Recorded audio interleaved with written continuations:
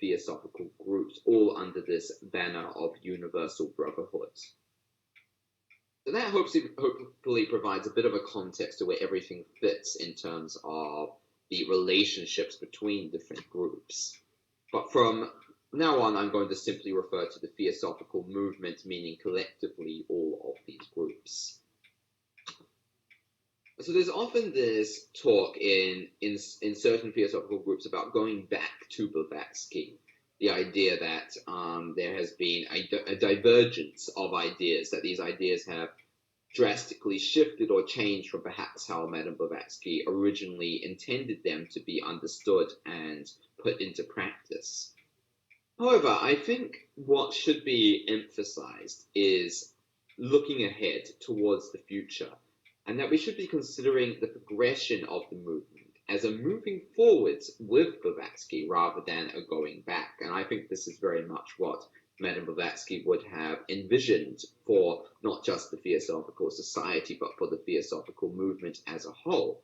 Again, I think we can take the foundation of these truths, the foundations that were given to us by Madame Blavatsky and the Masters of the Wisdom, and we can then take this in new directions. We can take it forwards into the world without a pedantic obsession with the past or with the way that things were done 140 years ago. I think we should really be thinking about the way that things should be done now and the way things should be done in the future. Something that I've always held is that the theosophy is the ageless wisdom. Theosophy itself is unchanging, but the form in which it is presented to the world and the form in which it manifests on the organizational level is constantly changing. It's in a constant state of change and fluctuation, and that there is no stillness in terms of the presentation of theosophy in the world. So we find in history that theosophy has always been there. Theosophy has been there since the dawn of human thought, since we were able to question our place in the world, our reason for being here, our relationship with nature and with other human beings. Since we have been able to question that, I think since the first human being gazed up at the stars and considered the relationship or the place of the human being in the cosmos of which he forms a part, ever since that primordial urge for understanding took place, there has been theosophy in the heart of man. And this theosophy has manifested through such a diversity and variety of forms. We find it taking place, first of all, in the early spirituality of various traditions, and later in the organized religions of the world, but also in various esoteric movements throughout time. In the Neoplatonic school, we find theosophy. In the Freemasonic movement, we find theosophy. In the Rosicrucianism, we find theosophy. And so there's no one organization, and I don't think there's any one organization which would claim this. There is no one organization which owns theosophy and which presents theosophy in its entire absolute sense. Something that is understood in these various theosophical movements is that each has perhaps a facet of the truth. If we were to consider theosophy as a beautiful diamond with many facets, each one of these various organizations or traditions is perhaps one facet of this greater diamond that is theosophy. And no one organization claims to understand and to present theosophy in its entirety. I think it's absolutely okay that there are these different movements and that different people may feel drawn to one or the other of these traditions.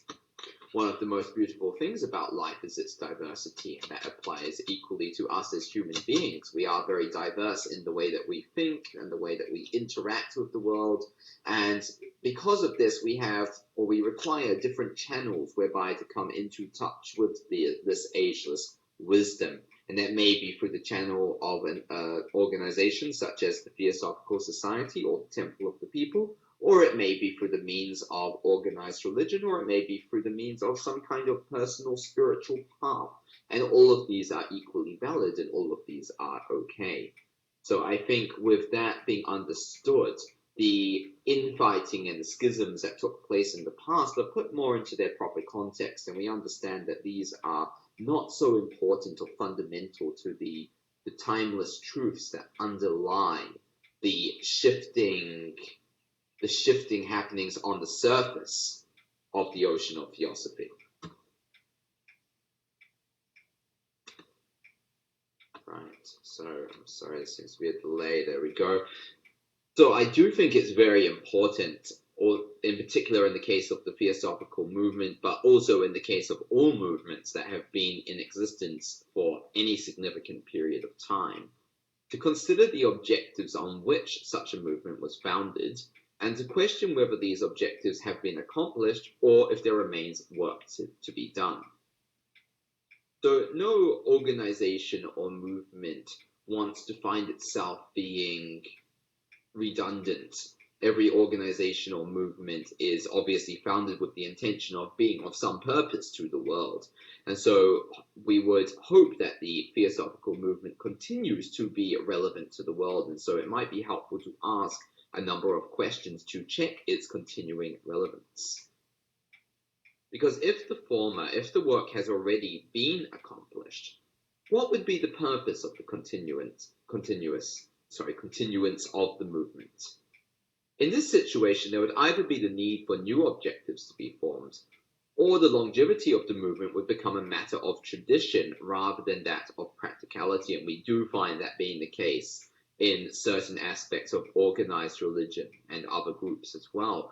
At times, we find that the original purpose on which the movement may have been founded are stripped away, and there's simply the empty form of ritual and ceremony and tradition of doing things a certain way because that's the way they have always been done, but without really understanding the reason why they are done this way or were done this way in the first place. And so it must be emphasized that the traditions, the outer ways in which an organization or a movement or a religion interacts and participates with its members and with the world, these are all symbolic forms which should be the outer levels of something which is deeper and inner on the spiritual level. And if that spiritual essence, if that inner essence is taken away, then we're left with merely the shell of tradition. And that shell of tradition cannot, by its very nature, it cannot push the movement forward. It cannot be of any true benefit to the world. So it's important to keep the flame burning on the inner sense and the spiritual sense.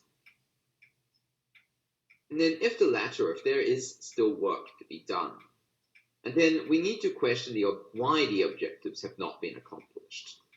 Are they ongoing? Are they too unrealistic or difficult to fulfill? Or is there a lack of motivation on the part of the membership towards their realization? What is the reason for the unfulfillment of these principles or of these objectives? And so I think it would be helpful to have a look at the three objects of the Theosophical Society, but which I think remain relevant to the Theosophical movement generally, and I do think all the Theosophical groups do hold to these objects, but may rephrase them in different words. I understand there are some similar objects on which the Temple of People was founded, and the other various Theosophical groups have similar objects to these.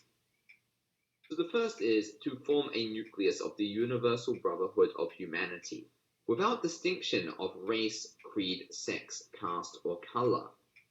So this is the first because of its primacy, because of it being the most important of these three objects. The understanding of the unity of all life and of our kinship with all humanity and with all nature. Secondly, to encourage the comparative study of religion, philosophy, and science. And so we can see that this must be an ongoing objective, isn't it? Because religion itself is constantly evolving, as are philosophy and science. As these evolve, so too must our understanding of the interrelationship between each. And thirdly, to investigate unexplained laws of nature and the powers latent in humanity.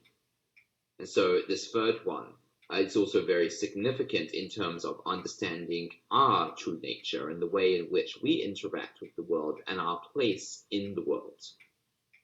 And so I think we can understand from each of these three objects that they are intended to be ongoing. They are not intended to be fulfilled in the final sense that we can say, okay, this is done, this has been accomplished, the society no longer needs to be in existence. There is no longer a purpose for this movement. I think we can see that each of these objects is something which requires constant reevaluation and a constant change and a constant evolution in which we consider the relationship between each.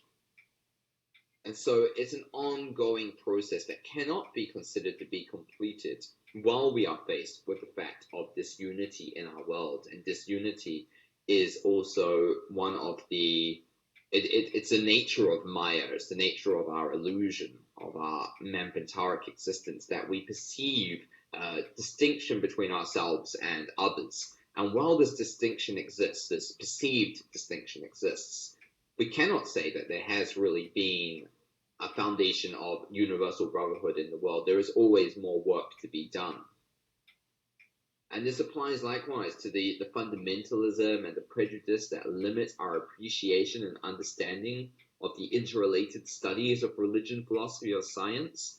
So while there is disagreement between religious groups, while there is disagreement between philosophers and scientists and religion, again, we cannot say that this work has been accomplished. And thirdly, while we remain ignorant of the many unperceived workings of nature that underlie the apparent way of things, again, we cannot say that we have successfully investigated the unexplained laws of nature and the powers latent in our very selves. So we can see that these objectives are ongoing, and the various theosophical groups, each in their own way, work towards the fulfillment of these objectives.